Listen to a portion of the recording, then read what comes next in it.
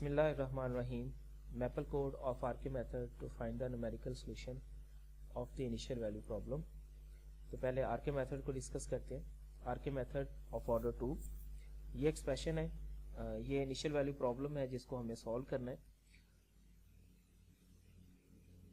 और इसमें initial value दी गई है y naught is equal to 1. मतलब जब हम x नॉट की वैल्यू 0 पुट करेंगे तो हमें y नॉट क्या मिलता है 1.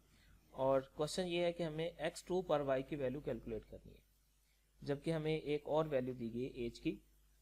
तो एज की जो वैल्यू है ये तो x की वैल्यूज कैलकुलेट करने के लिए यूज होंगी.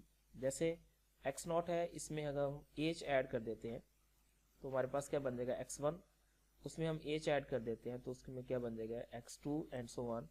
इन दी एंड हम लास्ट वैल्यू जो है वो xn इज इक्वल टू 2. लेकिन इसके क्रॉसपॉन्ड हम y की वैल्यूज कैसे कैलकुलेट करेंगे?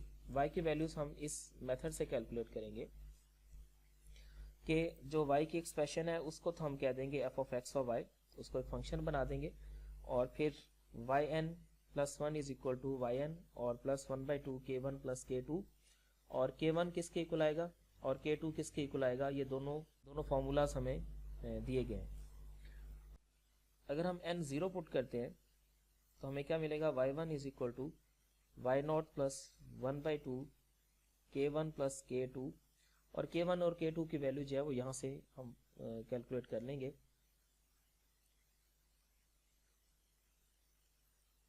k2 is equal to h f of x naught plus h और y नॉट प्लस k1 की वैल्यू पे भी हम ये कैलकुलेट कर चुके हैं. तो इसी तरह से हम आगे प्रोसीड करते जाएंगे. इन्हीं तमाम फार्मूलाज को मैपल कोड में लिखेंगे और इसके बाद हम इसको एवेल्युएट करेंगे. अब लास्ट वैल्यू हम कैसे मालूम होगी वो अभी इसको भी डिस्कस कर लेते हैं. हमारे पास x नॉट है और xn है और h है. तो n हम इस तरह से कैलकुलेट करेंगे xn minus x not over h.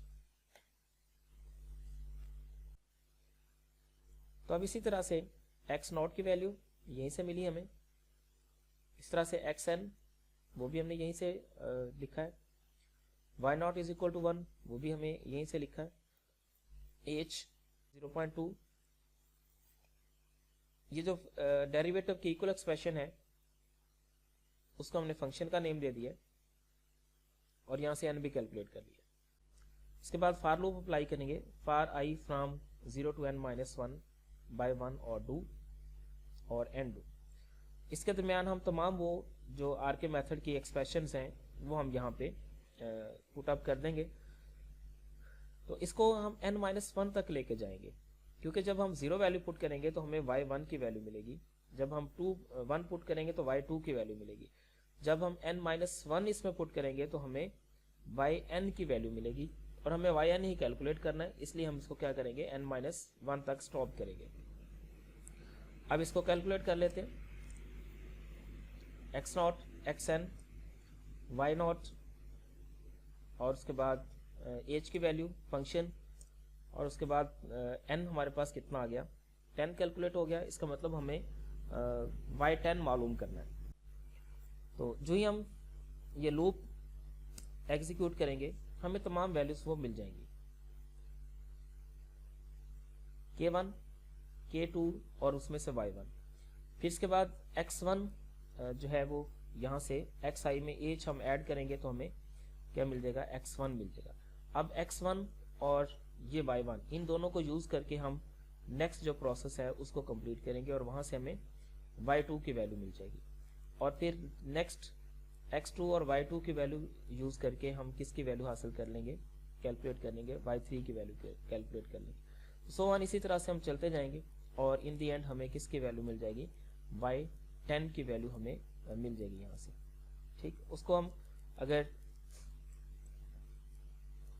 इसको हम ना शो करना चाहिए ये सारी वैल्यूज तो यहाँ पे हम कॉलन पुट कर देंगे और फिर ये जो अगर हमें इसकी सोल्यूशन लेना है तो हम जस्ट y इंटर करेंगे तो हमारे पास उसका सोल्यूशन आ जाएगा.